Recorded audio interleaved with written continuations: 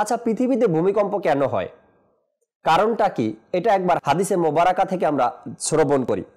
যেমন তিরমিজি শরীফের মধ্যে একটি হাদিসে পাকের মধ্যে এভাবে আসছে, দর্শক শ্রোতা, নবী আকরাম সাল্লাল্লাহু তাআলা আলাইহি ওয়াসাল্লাম ইরশাদ করেছেন, যখন অবৈধ উপায়ে সম্পদ অর্জনে মানুষ ব্যস্ত হয়, অর্থাৎ অবৈধ উপায়ে মানুষ সম্পদ অর্জন করে, গচ্ছিত সম্পদের আমানতের খেয়ানত করবে।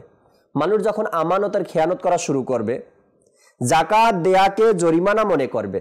শুনে রাখুন, কোন কারণে, কি কারণে পৃথিবীতে ভূমিকম্প হয়, এই কারণগুলো জেনে নেই। এরপরে আমরা কিয়ামতের ময়দানকে যে ভূমিকম্প দিবস বলা হয়েছে, সেখান থেকে বাঁচারও কিছু কথা আমরা শ্রবণ করব, কিভাবে বাঁচা যায়। যাকাত দেয়াকে মানুষ জরিমানা মনে করবে, ধর্মীয় শিক্ষা বাদ দিয়ে বিদ্যা অর্জন করবে, পুরুষ তার স্ত্রীর আনুগত্য করবে, মায়ের সঙ্গে খারাপ আচরণ করবে, পিতাকে বাদ দিয়ে বন্ধুকে আপন করে নিবে, মসজিদে শোরগোল করবে, জাতির দুর্বল ব্যক্তি সমাজের নেতৃত্ব দিবে, নিকৃষ্ট ব্যক্তি জননেতায় পরিণত হবে, খারাপ কাজে সুনাম অর্জন করবে এবং এ খারাপ কাজের ভয়ে ওই ব্যক্তিকে মানুষ সম্মান করবে, বাদ্যযন্ত্র ও নারী শিল্পীর অবাধ বিচরণ হবে, মদ পান করা হবে এবং বংশের শেষ প্রজন্মের লোকজন পূর্ববর্তীকে অভিশাপ দিবে।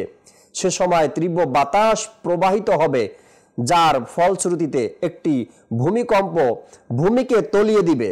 আর এটা হয়েছে তিরমিজি শরীফের হাদিস।